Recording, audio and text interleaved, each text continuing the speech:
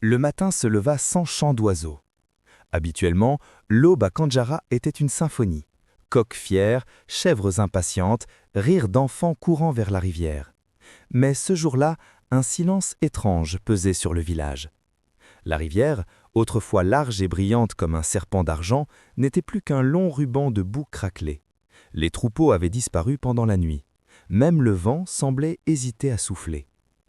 Au centre du village, les anciens étaient déjà réunis sous le grand fromager, puisque le baobab sacré, frappé par la foudre le jour de la naissance de Tieni, se tenait désormais nu, ses branches dénudées comme des bras implorant le ciel.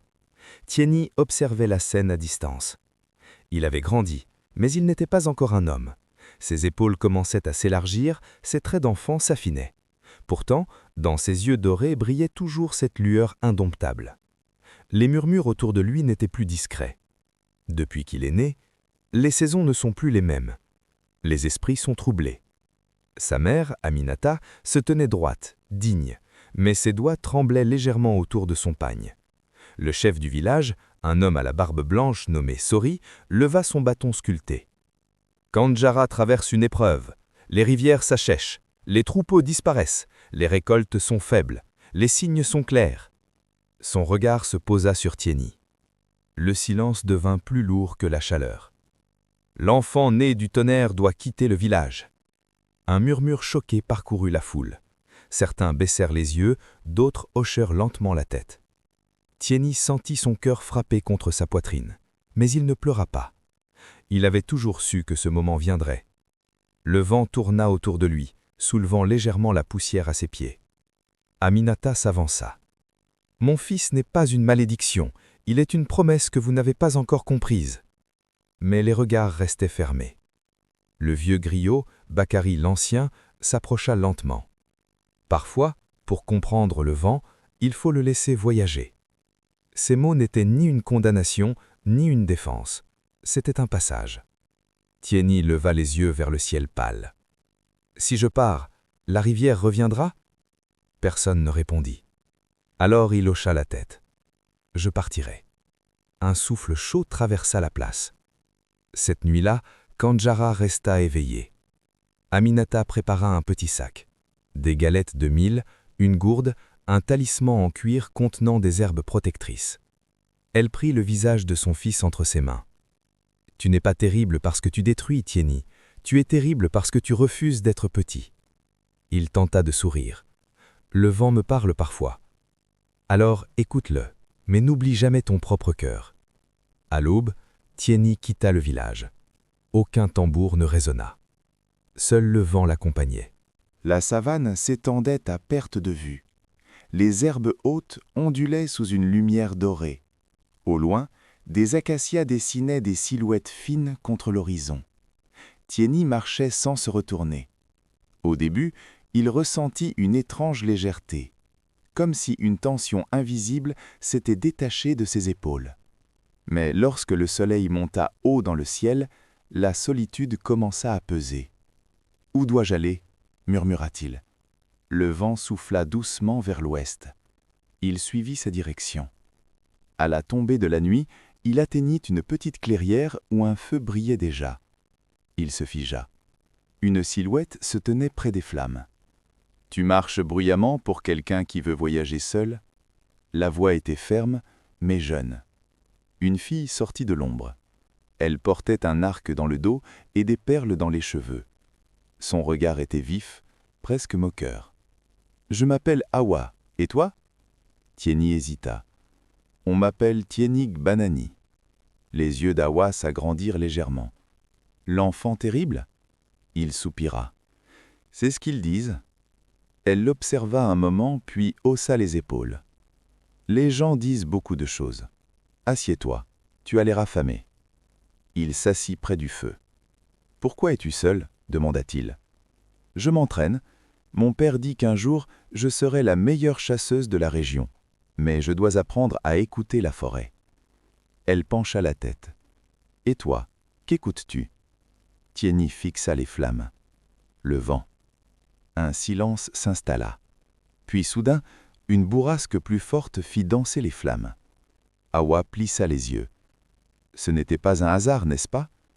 Tieni ne répondit pas. Plus tard, alors qu'il dormait près du feu mourant, Tieni fit un nouveau rêve. Il se tenait au sommet d'une colline. Autour de lui, la savane était sombre. Une ombre immense avançait lentement, avalant la lumière. Une voix résonna. « Ceux qui a soif ne boivent pas seulement l'eau, ils boivent aussi la peur. » Il se réveilla en sursaut. Le feu était éteint. Le vent soufflait violemment. Awa était debout, arc en main. Quelque chose approche. Les herbes hautes frémissaient. Une silhouette sortit de l'obscurité. Pas un animal, pas un homme. Une forme floue, presque faite de poussière et d'ombre. Tieni sentit son cœur battre plus fort. Le vent tourbillonna autour de lui sans qu'il le décide. La silhouette sembla hésiter. Awa décocha une flèche. Elle traversa la forme sans effet. « Ce n'est pas vivant !» cria-t-elle. La créature avança encore. Tieni ferma les yeux. Il écouta. Au-delà du bruit du vent, il entendit un murmure faible, comme une plainte. « Tu as soif !» murmura-t-il. La silhouette s'arrêta. Le vent autour de Tieni changea. Il ne soufflait plus violemment. Il tournait doucement, comme une caresse. La forme d'ombre se dissipa lentement, emportée par une brise douce. Le silence revint. Awa baissa son arc. Qu'est-ce que c'était? Tieni ouvrit les yeux. Je ne sais pas encore. Mais au fond de lui, il comprenait une chose. Ce mal n'était pas seulement dirigé contre lui. Il était plus vaste. Le lendemain, ils reprirent la route ensemble. « Je viens avec toi », déclara Awa simplement. « Pourquoi ? Parce que je veux savoir ce qui effraie les ombres. » Ils marchèrent jusqu'à atteindre la lisière d'une forêt dense. Là vivait un homme dont parlaient les chasseurs, Ngolo, l'ancien guerrier. Ils le trouvèrent assis devant une petite hutte sculptant un masque en bois. Sa peau était marquée de cicatrices anciennes, ses yeux calmes comme un lac profond. « Je vous attendais », dit-il sans lever les yeux. Tieni frissonna. « Vous me connaissez ? Le vent parle aussi aux vieux arbres. » Il posa son outil. « Le royaume de Kandjara est touché par quelque chose d'ancien. Une soif née bien avant ta naissance, enfant du tonnerre. » Awa croisa les épaules. « Et qu'est-ce que c'est ?» Ngolo leva enfin les yeux vers Tieni. « Zangkor. » Le nom sembla assombrir l'air. Zangkor est la sécheresse du cœur. Quand les hommes cessent d'écouter, il grandit. Tieni sentit un poids nouveau sur ses épaules. « C'est moi qui l'ai réveillé ?»« Non, » répondit Ngolo calmement. « Mais tu es celui qui peut lui faire face. » Le vent se leva légèrement, comme pour confirmer. Le soleil se couchait derrière la forêt. Ngolo tendit à Tieni le masque qu'il sculptait. Un masque simple, mais puissant. « Ceci n'est pas pour cacher ton visage.